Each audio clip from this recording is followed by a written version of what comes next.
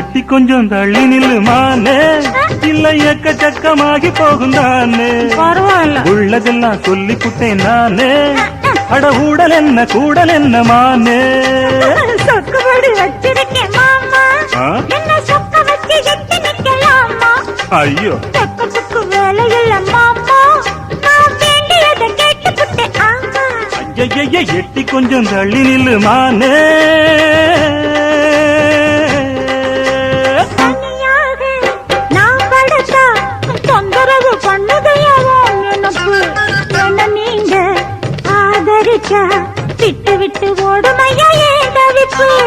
அறியாத சின்ன பொண்ணு, அச்சம் கொஞ்சம் நானும் கொஞ்சம் வேணும் அம்மா.